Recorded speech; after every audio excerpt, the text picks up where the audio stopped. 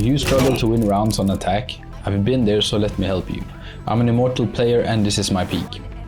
Attacking can be difficult when playing ranked because it usually requires more coordination than playing on defense. And being coordinated in solo queue is really hard, so what are you supposed to do? I've broken down everything you need to know to consistently win on attack into 4 principles. Number 1. When you get into a game, it is important that you know the basics of every map. Because the first thing you should do in any game is to analyze your team composition and the enemy team composition. By doing this, you can understand the strengths and weaknesses of both teams. Let me give you an example.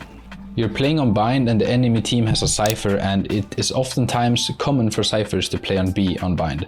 So that is something to keep in mind. The enemies don't have any smokers either, which could be an opportunity to play the operator. They don't have any ways to hard stop fast pushes like smokes or mollies if you avoid the cipher. Meanwhile, your team has a lot of aggressive agents. Therefore, you probably want to avoid cipher and do fast splits with your duelists entering with initiator utility. But your team doesn't have a sentinel, so being careful of enemy flanks is really important. By understanding this, you can make better calls and decisions to win more rounds. It's not about coming up with the best plan possible, but at least having some reasoning behind your pushes, so that you're not purely going off of instinct and autopilot. Most people just autopilot and walk towards one side, and if it works, it works. If it doesn't, they try the other side next round. Don't be this kind of player. Be proactive, not reactive. You want to be the one in control if you want to win your games. Number 2, tracking your enemy's positions and habits. As the rounds go by, people tend to stick to one side and play the same position and do the same play that they're comfortable on. Of course, this isn't every player and it won't happen every game, but when someone in the enemy team does the same play multiple times, you have to spot this habit and abuse it. Common examples of how to use this to your advantage would be: you're playing on Ascent and the enemy team has a Sova. At the start of every round, the Sova shoots his arrow outside B. Having someone there, either a lurker or your whole team, to destroy this arrow is important. That way the enemies get no information and they can't rotate. But if you don't notice this habit and you keep pushing A and losing,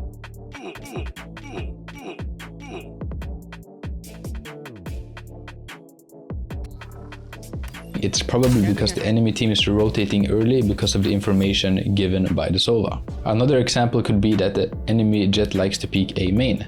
If that's the case, double up and kill her, or use utility to kill her.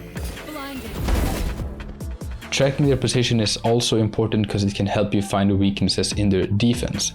And that's where you want to strike, where it's weak. If the enemies play 2B, 1 mid, 2A, and you realize it's a Jet and a Reyna holding A, and they have an Omen and Cypher on B, then your best bet will most likely be going A. Doing this will give you a lot of free rounds. Enemy habits could also be things like if they're rotating fast. If you notice that there's always multiple people when you push site, it's most likely because the enemies rotate early. So abuse this and start doing fakes. Number 3, splitting is almost always going to be better. For one, the only time you want to go as 5 is against eco rounds, because if your lurker dies, they'll get a gun. Besides that, you never want to go as 5. There should always be at least a lurker, which oftentimes is a sentinel. See it like this: duelists are strong at taking space, initiators are good at contesting space, controllers deny space with their smokes, sentinels have strong utility to hold space. The lurker's job is to do 2 things: mainly gather information, who is where, and are there multiple people on site, are they rotating, but also denying the enemy information and making sure they don't flank. If your team does not have a lurker, you might get flanked, or you'll run into stacks because they were able to rotate early based on information they got. Or if you want to rotate to the other side, you now have to clear half of the map just to get to the site, because you gave that space up for free. 3-2 splitting is also most of the time, depending on the map, better than pushing all 4 or 5 into the site, because of 2 reasons. And let's take Ascent as an example. If you push all 4 or 5 A main, all it takes for the enemies is a Brimstone Molly, Sage Slow, Omen Flash, Raise Nade to deny the push. And if you try to push the site after the enemy utility, they'll probably have rotated by that time, and now you run into a stack. Also, they can easily hold the same angle and trade each other if you push from one direction. But if you split, you also split up your enemies. They now have to hold 2 directions, and usually one of them can't hold it alone and you get an entry, making it insanely difficult for the last one to hold site alone. But here is the important part with splitting. By splitting, you naturally take more space, which is the key to winning after plans. If you all 5 go site, close the door and wait for the enemy, it's going to be pretty hard. You don't have a lot of space to work with, while the enemies have a lot of space and a lot of options. But if you split, you could hold short and garden, which is way harder for the enemies to clear. It takes more time to clear more space, more utility, and they are required to split up more, which is all beneficial for you. Number 4. Another important part of attacking is ultimates and orbs.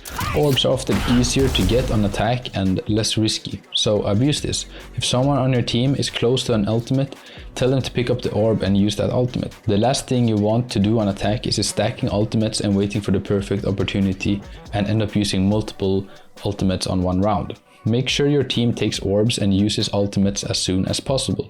Pushing a site with Gecko ult is way easier than without it, and if you can get Gecko ult 3 times while on attack, well, that's 3 rounds you'll have a higher chance of winning. Also, keeping track of enemy ultimates. If you have the A site on ascent and you see the enemy Killjoy that usually plays B, and you know this because you've tracked their positions, has ult, and you can kill her when she goes for the ult. If you can master these 4 principles, you'll be well on your way to start winning more on attack and you'll have a really strong foundation.